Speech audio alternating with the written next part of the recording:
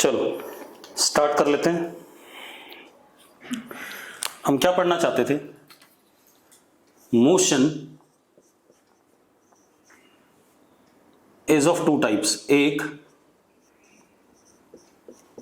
Rectilinear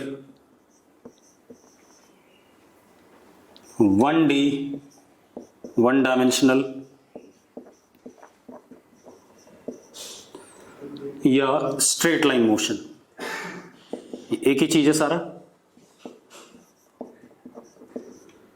दूसरा curvilinear, मतलब motion दो टाइप का होता है, रेक्टिलिनियर और कर्वीलिनियर। रेक्टिलिनियर का मतलब है, बोर्ड अभी क्लियर हो जाएगा बेटा, चिंता ना करो। रेक्टिलिनियर का मतलब है motion on a straight line, particle का मोशन स्ट्रेट लाइन पे। कर्वीलिनियर का मोशन है पार्टिकल का मोशन कर्व पाथ पे। क्लियर है? अगर क्लियर है तो यस लिखो फटाफट। तो मैंने क्या कहा, मोशन दो टाइप का होता है, एक रेक्टिलिनियर और एक कर्वीलिनियर। रेक्टिलिनियर का मतलब है स्ट्रेट लाइन मोशन, कर्वीलिनियर का मतलब है कर्व पाथ पे मोशन। अब कंडीशंस की बात कर लें। रेक्टिलिनियर मोशन की क्या कंडीशन है, कल हमने एक्सप्लेन करी थी, एक बार दोबारा बता देता हूं। और कर्वीलिनियर मोशन की क्या कंडीशन है, एक्सप्लेन कर देता हूं। तो condition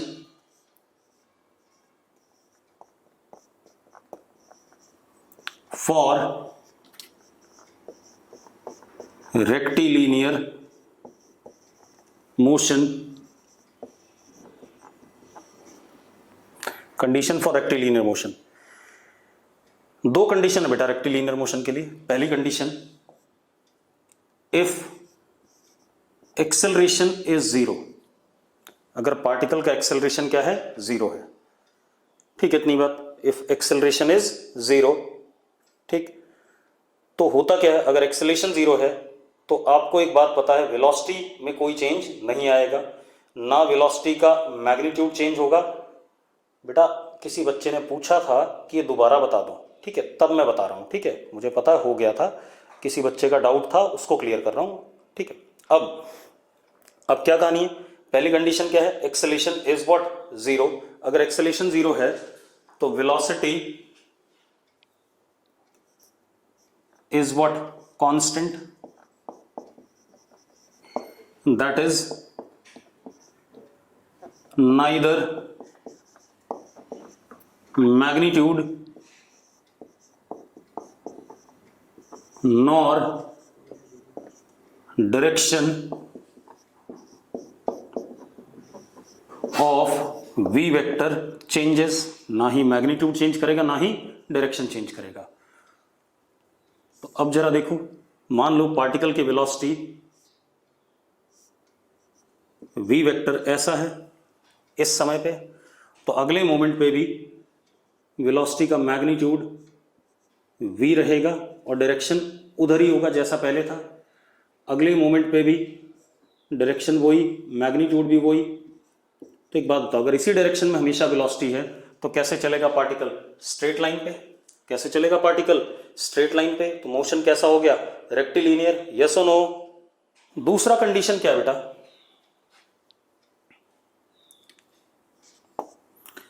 if v vector and a vector are parallel or anti-parallel to each other, always during motion। आप ऐसे देखो, मैंने इस मार्कर को ऊपर फेंका तो वी वेक्टर किधर, ऊपर, acceleration due to gravity downward, क्या हो गया, एंटी पैरेलल हो गया। लेकिन जरा देखो मार्कर किधर जा रहा है, ऊपर जा रहा है। उसके बाद अगर मैंने मार्कर को यहां से छोड़ दिया तो वी वेक्टर किधर, नीचे, एक्सेलरेशन भी किधर, नीचे। ठीक है, इतनी बात। तो वी और ए क्या हो गए, एक दूसरे के क्या हो गए, पैरेलल हो गए बेटा। ठीक है, इतनी बात। वी और एक दूसरे के क्या हो गए, पैरेलल हो गए। लेकिन मोशन पहले केस में भी स्ट्रेट लाइन था, बाद वाले केस में भी क्या है, स्ट्रेट लाइन है। ठीक है, इतनी बात। तो अगर v और a पैरेलल या एंटी पैरेलल हो जाएं, v और a एक दूसरे के पैरेलल या एंटी पैरेलल हो जाएं, तो मोशन इज रेक्टिलिनियर या स्ट्रेट लाइन। एक और चीज बेटा, इफ, मैं बता देता हूं, बता चुका हूं मैं, इफ a इज पैरेलल और anti parallel to v vector, then a is tangential in nature. कौन सा हो गया? Tangential in nature. एक्सेलेरेशन कैसा हो गया? टेंजेंशियल। और टेंजेंशियल एक्सेलेरेशन का काम क्या है? वेलोसिटी का सिर्फ क्या चेंज कराना? Magnitude, not the direction.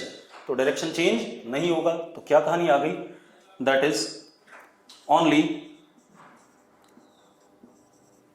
Magnitude of v vector changes, not the direction।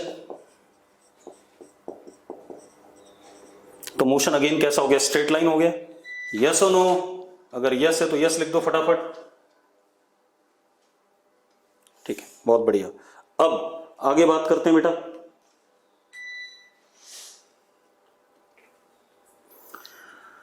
अब हम आते हैं कंडीशन फॉर कर्विलीनियर मोशन। ठीक है, condition for कर्विलीनियर motion. Condition for कर्विलीनियर motion.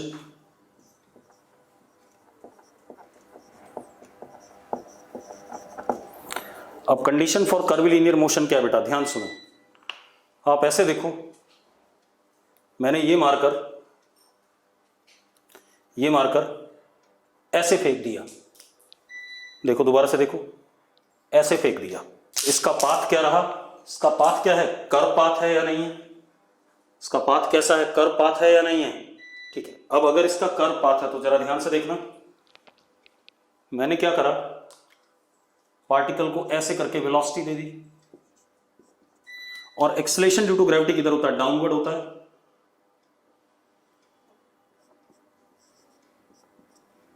तो इनके बीच में एंगल अब 0 या 180 डिग्री नहीं है। v और a के बीच में एंगल 0 या 180 डिग्री नहीं है। तो इस पार्टिकल का मोशन कुल मिला के कुछ इस तरीके से आ रहा है। आ रहा है कि नहीं आ रहा है? आप फुटबॉल को चिप करते हो, याद करो, आप फुटबॉल को चिप करोगे तो वेलोसिटी आपने ग्राउंड से कुछ एंगल पे दे रखी है। ठीक है, इतनी बात। Acceleration due to gravity downward है, तो मोशन कैसा आ रहा है? कर्विलीनियर आ रहा है, कर्व पाथ आ रहा है। चिप बेटा, कोई बोल रहा है चिप क्या होता है? पारस चावला फुटबॉल खेला है? पारस फुटबॉल खेली है कभी कि नहीं खेली है? चिप कहते हैं बेटा, kick is something different. Chip मतलब बॉल को हवा में उठाना। जब आप पंजे से, मतलब जो आप शूज पहनते हो, फुटबॉल के स्टड्स जो पहनते हो, आप पंजे को हल्का सा नीचे लेके मारो तो बॉल क्या करती है? ऊपर हवा में जाकर के आगे बढ़ती है। That is called as what? Chip. ठीक है, इतनी बात। अब तो क्या कह रहा हूं मैं? अगर मैंने बॉल को चिप किया, ठीक है, इतनी बात, तो v ऐसे दे दिया मैंने, acceleration due to down, acceleration due to gravity is what? Downward. तो मोशन पार्टिकल का कुछ ऐसे रास्ते पे आ रहा है। तो कैसा मोशन हो गया? कर्विलीनियर। अब कंडीशन क्या है?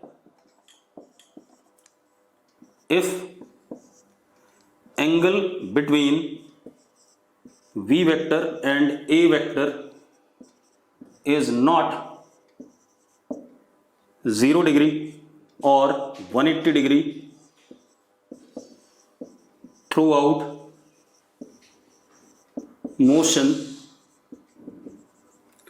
then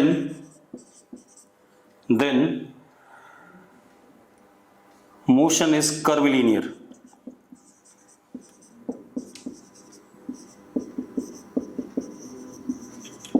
तब मोशन कर्विलीनियर है। क्यों, वो भी बता देता हूं। आप ऐसे देखो, दोबारा से, आपके पास ये वेलोसिटी है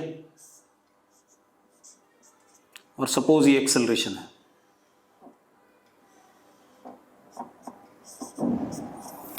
आप एक्सेलरेशन के दो कंपोनेंट ले लो। एक कंपोनेंट वेलोसिटी के पैरेलल या एंटी पैरेलल पीछे, दिस इज 80, वेलोसिटी के पैरेलल या एंटी पैरेलल, और एक वेलोसिटी के perpendicular, this is what AC, इन दोनों का रिजल्टेंट ही कौन है, A वेक्टर है। अब जरा देखो इस AT का काम क्या है, to change magnitude of V vector, और इस AC का काम क्या है, टू चेंज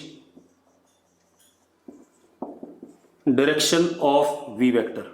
जब तक डायरेक्शन V वेक्टर का चेंज नहीं होगा तब तक मोशन कर्विलीनियर नहीं हो सकता। अगर V वेक्टर का डायरेक्शन चेंज नहीं होगा तो मोशन क्या रहेगा, स्ट्रेट लाइन। तो इसीलिए इन सेकंड कंडीशन डायरेक्शन में, एक मिनट चैट बॉक्स चेक कर लूँ आप लोगों ने क्या लिखा है। अगर आपको नई बात समझ में आई तो मैं दोबारा बता दूंगा, परेशान ना हो। सर बेटा 360 डिग्री इज ऑल्सो 0 डिग्री, ठीक है। तो जिसने भी लिखा है वो गलत बात है। 360 डिग्री का मतलब होता है 0 डिग्री, ठीक है। जब ऑब्जेक्ट वर्टिकली अपवर्ड फेंका गया तो डायरेक्शन एक इंस्टेंट पे चेंज होती है, उस इंस्टेंट पे एक्सेलरेशन सब डिफाइंड नहीं होता बेटा, ठीक है। इतनी बात। 180 से क्या होगा, 180 का मतलब होता है एंटी पैरेलल। एंटी पैरेलल हो गया तो मतलब क्या हो गया, टेंजेंशियल एक्सेलरेशन। देखो मैं दोबारा बता रहा हूं, ध्यान सुनो, आप ध्यान से सुनो। मैं कर्विलीनियर मोशन की कंडीशन दोबारा बता रहा हूं। पहले आप रेक्टिलीनियर देखो। हमने किसी पार्टिकल को ऊपर की तरफ वेलोसिटी दी, एक्सेलरेशन कैसा, downward. What is theta, 180 degree. कैसा मोशन होगा, ऊपर की तरफ सीधे जाएगा।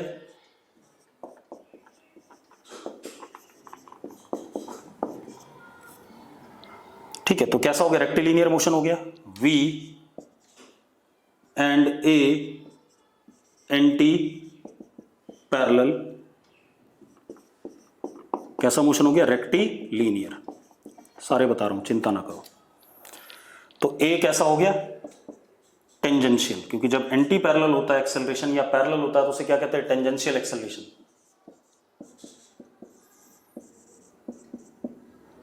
ठीक है, सिर्फ क्या चेंज होगा, only magnitude of velocity, not the direction. Direction ऊपर की तरफ ही रहेगी ड्यूरिंग द मोशन। अब अगला केस, अगर V ऐसे है और A भी ऐसे है तो थीटा क्या हो गया, 0 डिग्री। V parallel to what, A, again कौन सा एक्सेलरेशन है, टेंजेंशियल है। ठीक, इतनी बात। ओनली मैग्नीट्यूड विल चेंज और मोशन कैसा है, डाउन, स्ट्रेट डाउन।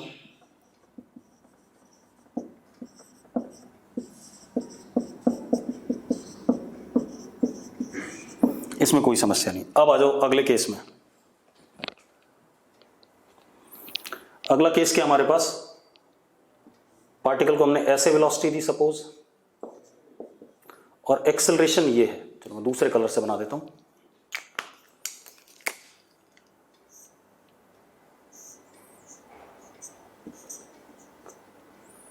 ठीक है, एक्सेलरेशन सपोज ये है।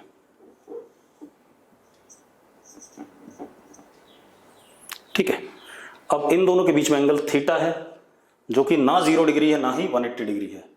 यस और नो, कुछ गड़बड़ हो गई थी, कनेक्शन चला गया था। मैं दोबारा बता रहा हूं।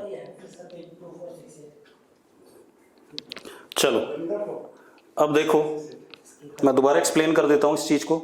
चलो देखो अब क्या कहानी है, मैं कंडीशन बताना चाहता हूं दोबारा से सुन लो। सबसे पहले हम रेक्टिलिनियर मोशन की कंडीशन देखें। मैंने एक पार्टिकल को ऊपर फेंका, acceleration due to gravity downward है। What is angle, 180 degree. V और A एंटी पैरेलल हो गए। एंटी पैरेलल हो गए तो एक्सेलरेशन को क्या कहेंगे, टेंजेंशियल एक्सेलरेशन। सिर्फ वेलोसिटी का क्या चेंज होगा, मैग्नीट्यूड। तो motion is what, straight up, rectilinear. अब मैंने पार्टिकल को नीचे वेलोसिटी दे दी, एक्सेलरेशन भी नीचे, थीटा कितना, 0। V और A पैरेलल, तो इसको भी क्या कहते हैं, टेंजेंशियल एक्सेलरेशन। सिर्फ क्या चेंज होगा, magnitude. Motion is straight down, कैसा मोशन, रेक्टिलिनियर। इतनी बात आप सबको शायद क्लियर होगी। यस लिख दो अगर आपको क्लियर है। ठीक है, अब रुक जाओ, अब इधर आ जाओ। अब लिखो नहीं, ध्यान से सुनना। मैंने एक पार्टिकल को वेलोसिटी दिया V, एक्सेलरेशन ऐसे दे दिया, थीटा इज नॉट 0 डिग्री और 180 डिग्री। दिख रहा है आप लोगों को, मैंने थीटा को ना 0 लिया ना 180 लिया। अरे क्लियर है कि नहीं, अगर क्लियर है तो यस लिखो। ठीक है, अब मेरी बात सुनो। कर्विलीनियर मोशन होने का मतलब क्या है कि भाई डायरेक्शन कॉन्टिन्यूसली क्या कर रही है, चेंज कर रही है पार्टिकल के मोशन की, डायरेक्शन कॉन्टिन्यूसली चेंज कर रही है। डायरेक्शन चेंज कर रहा है मतलब वेलोसिटी का डायरेक्शन चेंज कर रहा है, इसका मोशन कुल मिला के कुछ इस टाइप का होगा। अब ऐसा क्यों होगा, क्योंकि वेलोसिटी यहां पर जब पहुंचो तो देखो जरा, इसका डायरेक्शन ऐसा हो गया, यहां पर पहुंचो तो इसका डायरेक्शन ऐसा हो गया, क्योंकि tangent to the path is what, direction of velocity हमने लिखा हुआ है, tangent to the path is direction of velocity, लिखा है कि नहीं लिखा है, ठीक है। तो अब एक मजेदार बात देखो, इसका मतलब इस वेलोसिटी का डायरेक्शन कॉन्टिन्यूसली चेंज कर रहा है। तो for curvilinear motion direction of v vector changes continuously, और अगर ऐसा है तो direction of v vector changes continuously, then कौन चेंज करता है डायरेक्शन, कौन सा एक्सेलरेशन चेंज करता है वेलोसिटी का डायरेक्शन, सेंट्रीपिटल एक्सेलरेशन, हमने पढ़ा हुआ है। कौन सा एक्सेलरेशन डायरेक्शन चेंज करता है बेटा, centripetal acceleration. Therefore centripetal acceleration AC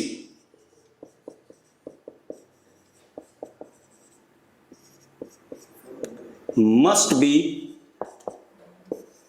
present for curvilinear motion।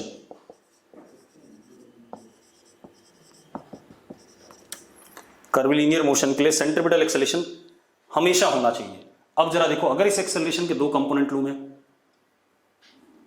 एक वेलोसिटी के अलोंग ये वाला परपेंडिकुलर ड्रॉप करके, तो ये आ गया AT, और एक वेलोसिटी के परपेंडिकुलर, ये कौन सा आ गया, AC। अब आप एक बात बताओ, इस केस में AC है या नहीं है, यस और नो है। तो AC है तो वेलोसिटी का क्या चेंज करेगा, डायरेक्शन, ठीक है, वेलोसिटी का डायरेक्शन चेंज करेगा तो पक्की बात है मोशन कर्विलीनियर होगा, ठीक है। अब इशू ये है, क्या वेलोसिटी का मैग्नीट्यूड चेंज करेगा, वो कर भी सकता है और नहीं भी कर सकता। इफ, चलो ये लिख देते हैं, if AT is present then mod V also changes। और अगर AT नहीं है, AT 0 है मान लो, तो मैग्नीट्यूड ऑफ वेलोसिटी क्या रहेगा, constant. And if AT is 0 then mod V constant, magnitude में कोई चेंज नहीं आएगा। तो अब मोटा मोटा कंडीशन क्या आ गई हमारे पास, क्लियर है सबको बेटा? वो सवाल में होगा कि कुछ सवालों में AT होगा, कुछ सवालों में AT नहीं होगा, ठीक है। इतनी बात, पहले मेरी बात सुन लो। रेक्टिलिनियर मोशन की कंडीशन क्लियर है? पहले मुझे बताओ, रेक्टिलिनियर की कंडीशन क्लियर, तो यस लिखो, ठीक है, रेक्टिलिनियर के क्लियर है। अब कर्विलिनियर की कंडीशन सुन लो भाई। अगर V वेक्टर और A वेक्टर के बीच में एंगल 0 और 180 नहीं है, ठीक है, इतनी बात, ड्यूरिंग मोशन, तो कर्विलिनियर मोशन होगा। बस इतनी सी बात है। क्या चीज है? अगर एंगल V और A वेक्टर के बीच में 0 और 180 नहीं है तो मोशन कर्विलिनियर होगा। क्यों हो रहा है वो भी समझ लो, एक बार दोबारा फिर बताता हूं, हालांकि आप ना समझने की कसम खा के बैठ गए हो। आपको मैंने जब एक्सेलरेशन पढ़ाया था तो मैंने कहा था दो एक्सेलरेशन होते हैं, एक होता है मैग्नीट्यूड चेंज करता है वेलोसिटी का, और एक होता है डायरेक्शन चेंज करता है। डायरेक्शन कौन चेंज करता है? सेंट्रीपिटल। बताया था कि नहीं बताया था? अगर मैंने ये बताया हुआ आपको नोट्स में कि सेंट्रीपिटल एक्सेलरेशन चेंजेस डायरेक्शन, ठीक है, तो एक बात बताओ यार, कर्व पाथ पे अगर कोई पार्टिकल चल रहा है तो सिर्फ डायरेक्शन ही चेंज होनी है कि नहीं होनी है? कर्व पाथ पे अगर कोई पार्टिकल चल रहा है तो कंडीशन क्या है, रिक्वायरमेंट क्या है? रिक्वायरमेंट ये है कि डायरेक्शन हमेशा चेंज हो, और डायरेक्शन हमेशा चेंज हो तो AC हमेशा होना चाहिए या नहीं होना चाहिए? तो बस यही बात है भाई। मैं क्या कह रहा हूं कि अगर if particle moves on curve path then necessity जो मस्ट है is that direction of v vector changes continuously.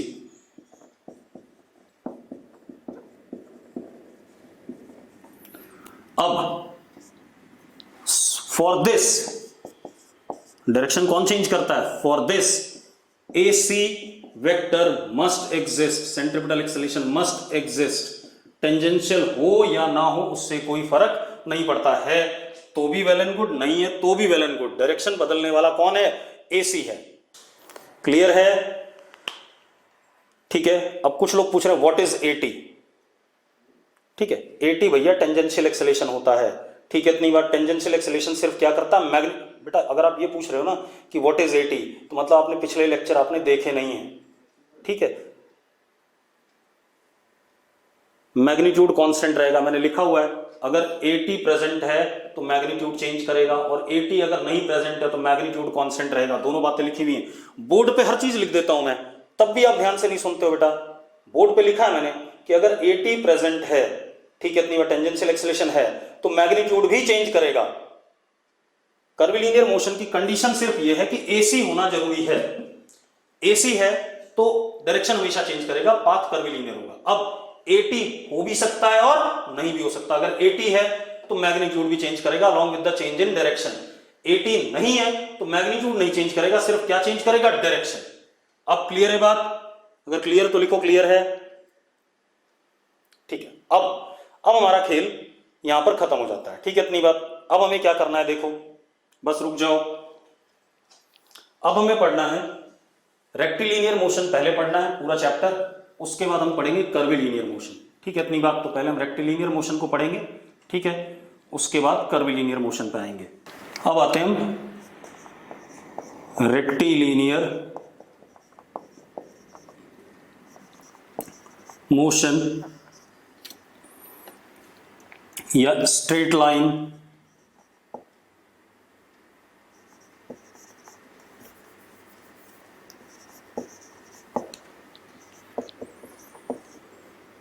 और one dimensional 1D motion, one dimensional या 1D मोशन। ठीक है, कंडीशंस मैंने आपको बताई थी। दो कंडीशन है, एक जिसमें एक्सेलरेशन 0 होता है और एक जिसमें एक्सेलरेशन वेलोसिटी के पैरेलल या एंटी पैरेलल होगा। यस और नो? ठीक है, तो अब पहले हम टाइप्स ऑफ रेक्टिलिनियर मोशन की बात करें।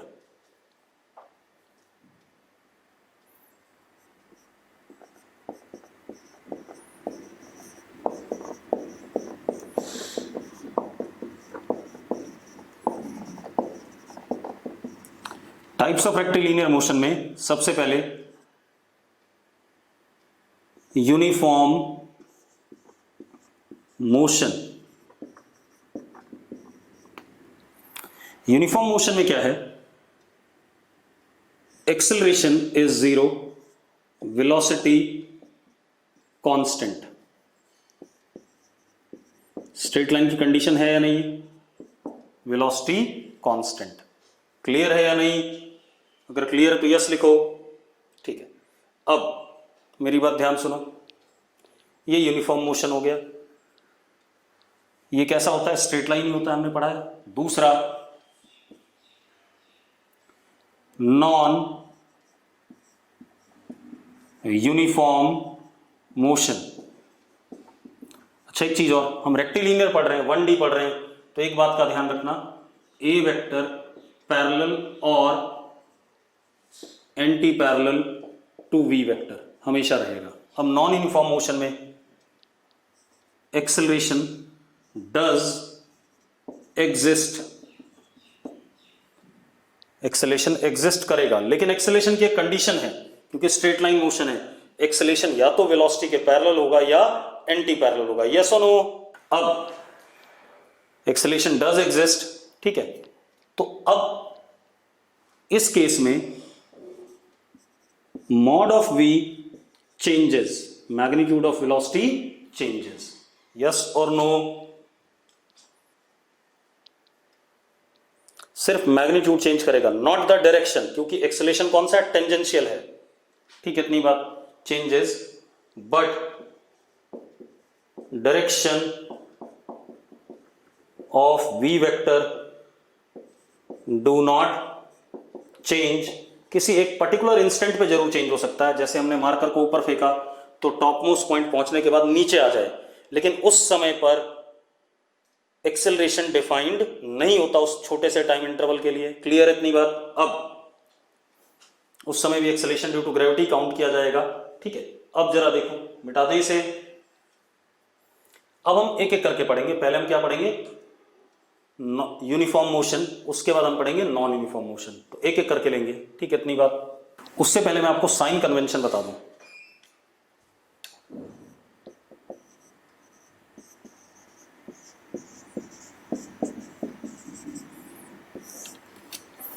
क्योंकि हम 1D मोशन पढ़ रहे हैं बेटा, 1D मोशन पढ़ रहे हैं।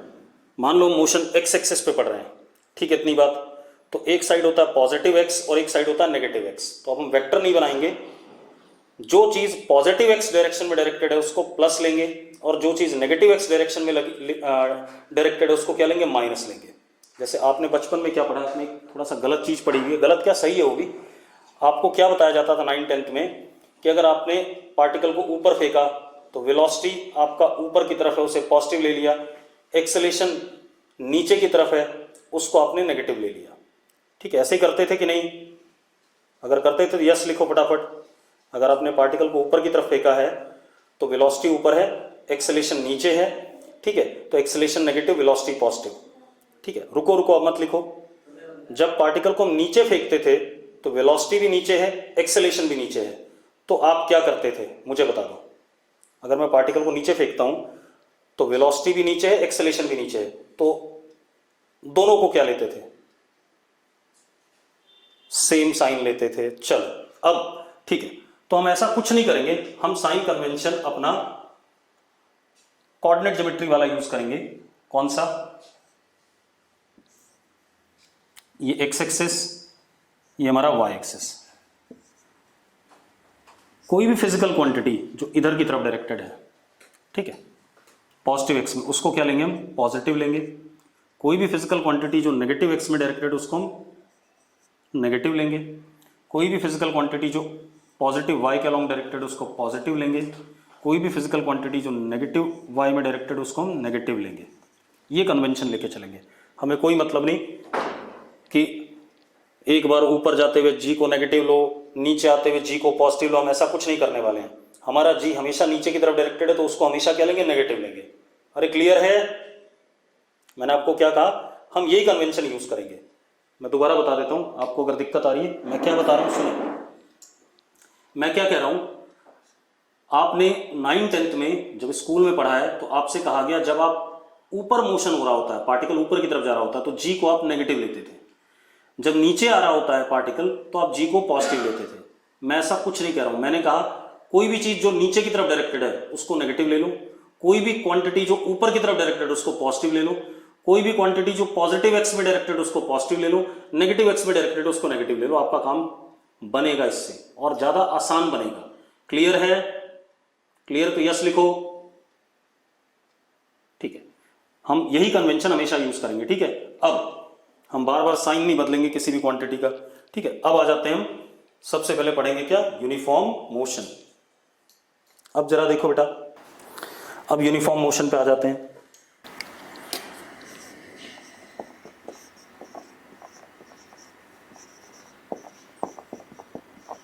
हमें बताया गया acceleration is what, 0, velocity v है विच विल रिमेन कांस्टेंट, ना इसका मैग्नीट्यूड बदलेगा ना डायरेक्शन।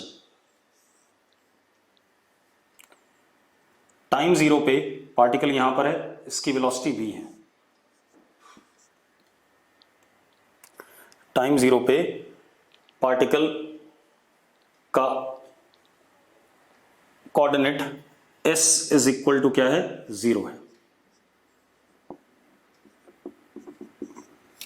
ठीक है, और वेलोसिटी कितनी है, v है। पक्का ठीक है? यस और no? Initial time is 0, at that instant coordinate is 0, अबे यार कोई भी मोशन स्टार्ट होगा तो जिस समय से मैं पढ़ना शुरू करूंगा तभी तो टाइम 0 लिखूंगा। 3:30 बज रहे हैं, अगर मान लो इस वक्त 4:05 हो रहे हैं से, तो 4:05 मेरा इनिशियल टाइम हो गया जब से मैं आपको पढ़ाना शुरू कर रहा हूँ। मेरी क्लास जब स्टार्ट होती है 1 घंटे की क्लास होती है, तो चाहे वो 3:30 बज रहे हैं, 3:30 बजे को मैं क्लॉक को सेट करूंगा, यहाँ से मेरी क्लास स्टार्ट हुई तो उसको मैं टाइम 0 लिखूंगा। 4:30 बजे मेरी क्लास खत्म हुई, वो मेरा फाइनल टाइम होगा। 4:30 माइनस 3:30 कितना हो गया? 1 घंटा हो गया कि नहीं हो गया? अब तो टाइम 0 पर डिस्प्लेस मतलब इसका कोऑर्डिनेट क्या है, पोजीशन क्या है? 0।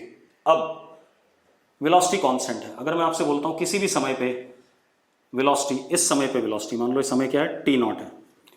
t0 टाइम पे वेलोसिटी कितनी होगी बेटा? कोई बताओ मुझे। सेम रहेगी। बिल्कुल सही बात है, सेम रहेगी। क्यों? क्योंकि वेलोसिटी क्या है? कांस्टेंट है। तो वेलोसिटी कांस्टेंट है, हर मोमेंट पे वेलोसिटी क्या है? v है।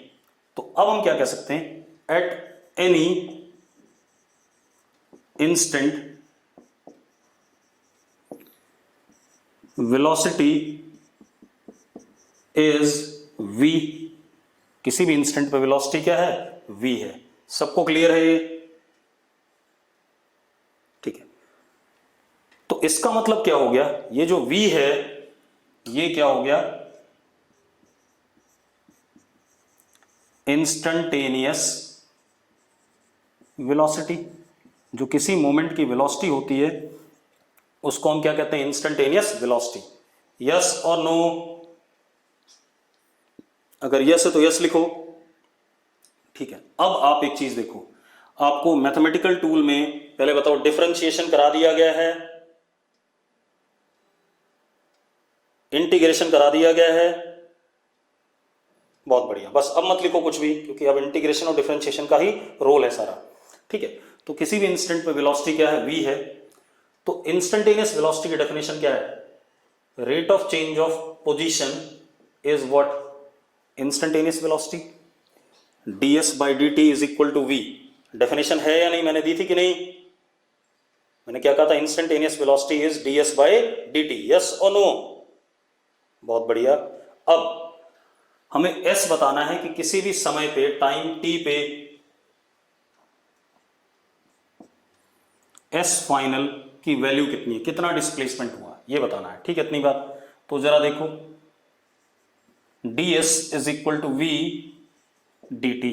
ds is equal to v dt। ऐसा लिख सकता हूं कि नहीं? लिख सकता हूं या नहीं? बिल्कुल सही बात है, ds is equal to v dt। अब जरा देखो इंटीग्रेशन, बेटा v कांस्टेंट है तो इंटीग्रेशन से v क्या आ जाएगा? बाहर आ जाएगा। तो ds integration is equal to v integration dt। Time 0 पे s इज 0, टाइम t पे s, टाइम 0 पे s 0 था और टाइम t पे कितना हो गया? s हो गया। ऐसा लिख सकता हूं या नहीं? लिमिट डाल के। अरे यस और नो? लिखो सब लोग फटाफट। लिमिट नहीं पता बेटा, लिमिट वाले सर ने नहीं कराए होंगे, मैं बता देता हूं आपको। जो सर ने कराए उसे कहते हैं इनडेफिनेट इंटीग्रल, और इसको कहते हैं डेफिनेट इंटीग्रल। डेफिनेट इंटीग्रल का मतलब क्या होता है? सुन ले भाई गगन, मैं बता रहा हूं आपको। जिन दो वेरिएबल हैं, जो दो वेरिएबल हैं, कौन है वेरिएबल? s है और t है, दो वेरिएबल है। तो आपको राइट हैंड साइड में t वेरिएबल है और लेफ्ट हैंड साइड में s वेरिएबल है। आप क्या करो, इनिशियल टाइम पर s की वैल्यू लिखो। तो टाइम 0 पे s की वैल्यू क्या है? 0 है। टाइम t पे s final is also what? s। तो मैंने दोनों लिमिट डाल दी। अब मैं इंटीग्रेट कर लेता हूं, जरा मेरी बात ध्यान से देखना। इंटीग्रेट जब मैं करता हूं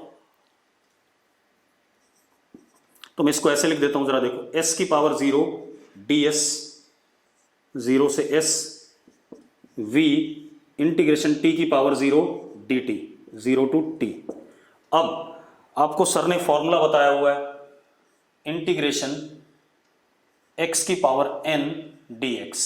इसका फॉर्मूला क्या था? x की power n plus 1 upon n plus 1 sir ने बताया हुआ है। तो जरा देखो, x की जगह कौन है? यहाँ s है और n की जगह क्या है? 0 है।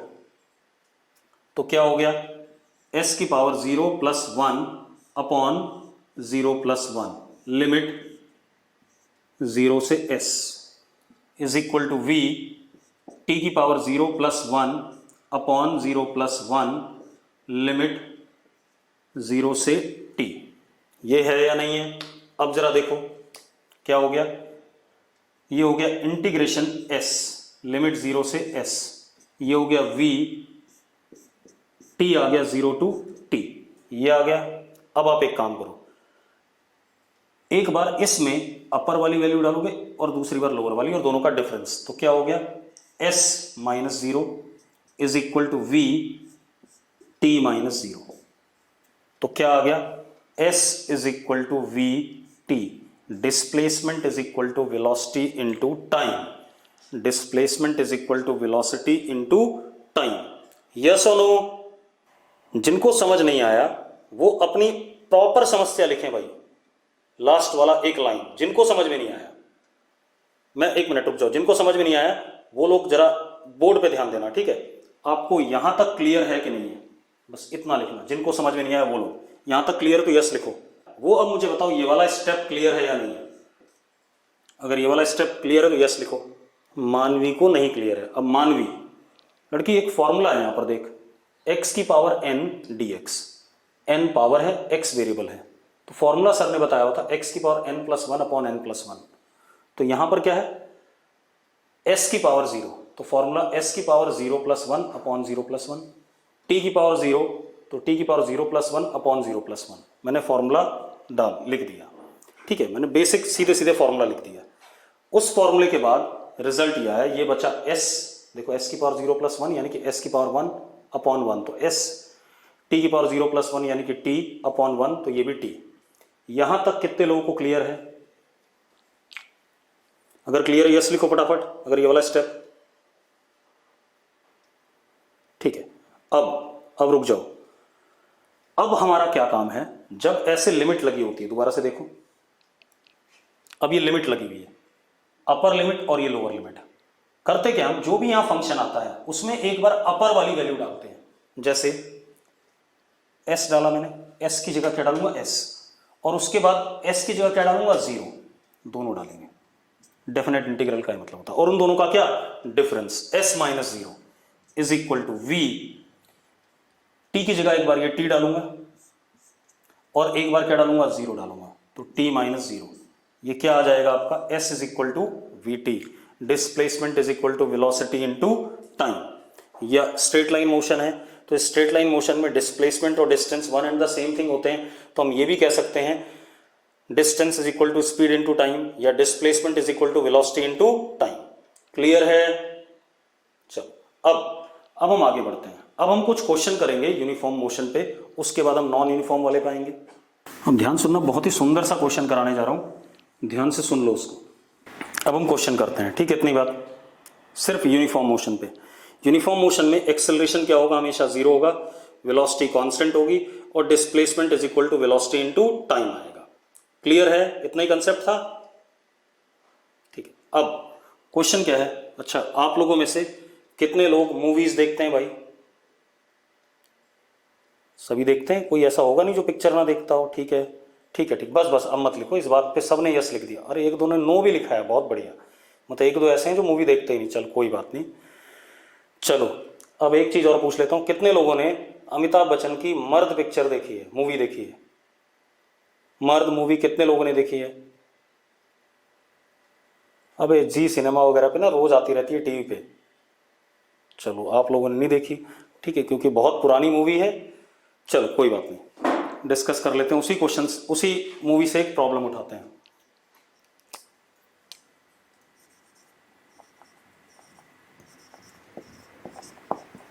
कास्ट बता देता हूं मैं इसमें।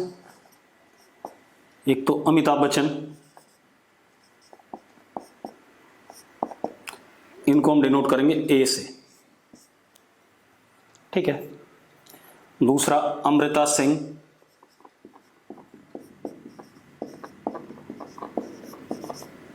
अमृता सिंह आप लोग नहीं जानते होंगे, ठीक है? सारा अली खान की माता जी हैं भाई, ठीक है? अबे क्वेश्चन बता रहा हूं, नोट तो करना ही है, ठीक है? या बाद में नोट कर लेना, ठीक है? तो अमृता सिंह सारा अली खान की मम्मी है, ठीक है? हाँ, तो अब जरा देखो, अमृता सिंह को हम एस से डिनोट करेंगे, इस मूवी में एक डॉग था भाई, उसका नाम मोती था, इसको एम से डिनोट कर देते हैं। और एक घोड़ा भी था भाई, हॉर्स, बादल, बी से डिनोट करेंगे। ठीक है, चलो बादल के रोल को हटा देते हैं, बादल को छोड़ो। ठीक है, हम कुछ और काम करते हैं। ठीक है, तो हमें प्रॉब्लम डील करनी है। अमित जी, अमृता सिंह और इस मोती में कोई खेल चल रहा है। प्रॉब्लम क्या है अब समझ लेते हैं। मान लो किसी गाने की शूटिंग हो रही थी, पहले जो मूवीज होती थी गाने की शूटिंग पार्क वगैरह में होती थी। तो एक बड़ा सा पार्क था, यहां पर अमित जी को खड़ा कर दिया गया, यहां पर अमृता सिंह को, और इनके बीच में डिस्टेंस 2 किलोमीटर या 2000 मीटर। ठीक है, मोती अमित जी के पास में बैठा हुआ था। ठीक है, अब डायरेक्टर ने एक्शन बोला। ठीक है, तो अमिताभ बच्चन और अमृता सिंह दोनों एक दूसरे की तरफ दौड़ते हुए आ रहे हैं। ठीक है, सेम इंस्टेंट पे, उसी इंस्टेंट पे मोती भी अमृता सिंह की तरफ दौड़ना शुरू कर देता है। क्योंकि मोती क्या है, आप अगर आपने कभी घर पे आपके कोई डॉग हो और आप 2 भाई या ब्रदर एंड सिस्टर ले जा करके पार्क में उसे छोड़ दो और आप थोड़ी दूर दूर दूर पे खड़े हो जाओ, तो डॉग की आदत होती है वो कभी आपके पास आएगा, फिर आपके ब्रदर के पास जाएगा, फिर आपके पास आएगा, फिर आपके ब्रदर के पास जाएगा, टू एंड फ्रो आपके बीच में दौड़ भाग करता रहेगा। ऐसा करता है कि नहीं करता है? बिल्कुल। तो वही मोती दोनों लोगों को जानता था, अमिताभ बच्चन को भी, अमृता सिंह को भी। ठीक है, इतनी बात। तो हुआ क्या, डायरेक्टर ने जब एक्शन बोला, दैट इज एट टाइम 0, तो बच्चन साहब ने दौड़ना शुरू करा VA कांस्टेंट वेलोसिटी से, कितना, 6 मीटर पर सेकंड से। सेम इंस्टेंट पे अमृता सिंह ने इधर से दौड़ना शुरू करा, VS is equal to 4 metre per second. और मोती, क्योंकि डॉग है भाई, ये तेज दौड़ सकता है, तो मोती दौड़ता है 10 मीटर पर सेकंड से। कुछ ऐसा खेल। क्लियर है? उसी इंस्टेंट पे मोती भी दौड़ना शुरू करता है 10 मीटर पर सेकंड से। क्लियर है क्वेश्चन? अब रुको, क्वेश्चन अभी मैंने पूरा नहीं बताया, क्वेश्चन में क्या क्या वो भी बता रहा हूं। अब सुनो, अब कहानी क्या है, क्योंकि डॉग तेज दौड़ रहा है तो आगे निकल जाएगा अमिताभ बच्चन से। तो जब बच्चन साहब यहां पहुंचे, अमृता सिंह यहां पहुंची, तो मोती यहां पहुंच गया। और सबकी वेलोसिटी क्या है, कांस्टेंट वेलोसिटी, मैग्नीट्यूड वेलोसिटी का चेंज नहीं हो रहा, क्योंकि हम यूनिफॉर्म मोशन का सवाल ले रहे हैं। मोती यहां पहुंच गया। अब अभी भी ये इधर की तरफ दौड़ रहे हैं, ये अभी भी इधर की तरफ दौड़ रही है।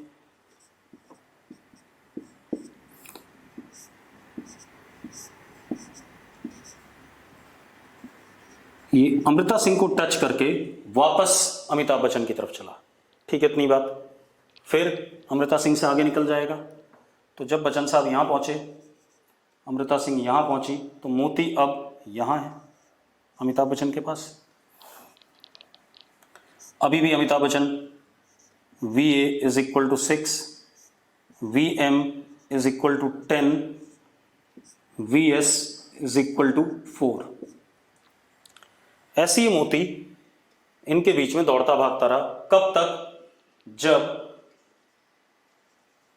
AS दोनों एक दूसरे, भाई दौड़ते हुए आ रहे हैं तो एक दूसरे के पास में कभी ना कभी पहुंच जाएंगे, तो दोनों एक दूसरे के पास में पहुंच गए। मोती यहां आकर के रुक गया। आपको क्या बताना है, टोटल डिस्टेंस ट्रेवल्ड बाय मोती, टोटल डिस्टेंस ट्रेवल्ड बाय मोती। ठीक है, आप लोगों को बताना है। अब एक चीज का ध्यान रखना, कुछ बच्चे थोड़ा सा ना ज्यादा पढ़ लिख जाते हैं, उन्हें रिलेटिव वेलोसिटी वगैरह आ जाता है, तो वो इस सवाल को रिलेटिव वेलोसिटी से करने लगते हैं। ठीक है, इतनी बात। मैं आपको कह रहा हूं कि आप इस सवाल को रिलेटिव वेलोसिटी से कतई नहीं करोगे, आप बेसिक मेथड से करोगे। ठीक है, इतनी बात। जरा ट्राई करो इस क्वेश्चन को और मुझे आंसर बताओ। इतना ही दिया हुआ है बेटा, आपको इसी से सवाल को सॉल्व करना है। चलो जल्दी, total distance travelled by the dog कितना है बताओ बेटा, किसी का आंसर आ रहा है? बेटा क्वेश्चन तो मैं ही कराऊंगा। हाँ, सत्यम, सत्यम का आंसर 2000 मीटर है। ठीक है, और कोई? कर्तव्य का आंसर 2000 मीटर है, हितांशु का 2000, अभिषेक का 2000, पारस का 2000, हर्षित। ठीक है ठीक है ठीक है ठीक है ठीक है ठीक है ठीक है, जिनका आंसर 2000 मीटर है या 2 किलोमीटर है उनका आंसर सही है भाई, और जिनका आंसर कोई और है तो उनका आंसर सही नहीं है। मैं करा देता हूं। अब मेरी बात सुनो बेटा,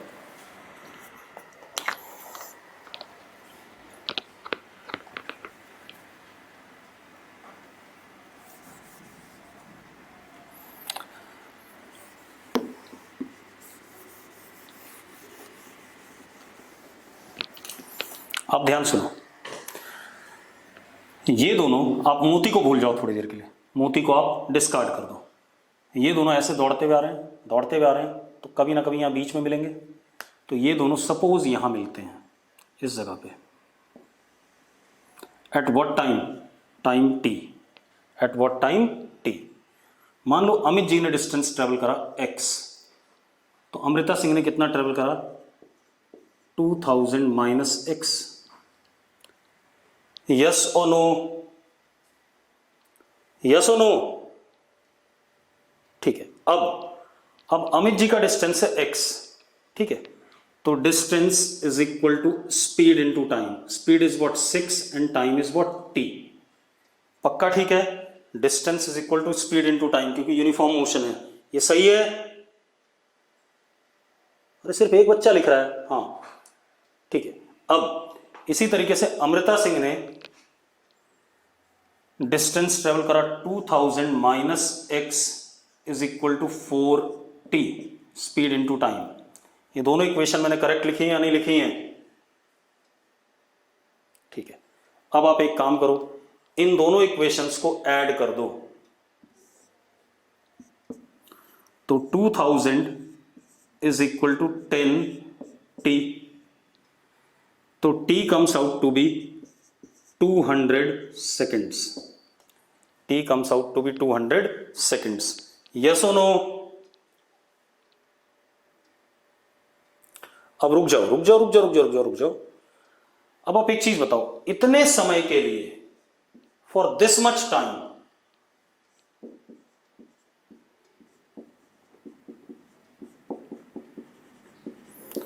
मोती ran to and fro between A and S। इतने ही समय के लिए मोती इनके बीच में दौड़ भाग करता रहा। यस और नो? बस सिंपल सी बात। तो डिस्टेंस कवर्ड बाय मोती, डिस्टेंस कवर्ड बाय मोती, क्योंकि स्पीड तो कांस्टेंट है, इज व्हाट? स्पीड ऑफ मोती इनटू व्हाट टाइम? तो स्पीड ऑफ मोती इज व्हाट? 10 इंटू 200, यानी कितना? 2000 मीटर। क्या हो गया? 2000 मीटर। ठीक है, इतनी बात। यस और नो? अब बहुत आसान था, देखो समझना, आसान था या नहीं?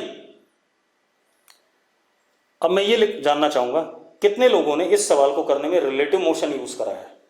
ईमानदारी से बता दो। अगर किसी ने रिलेटिव मोशन यूज करा तो यस। वासु वीरेन,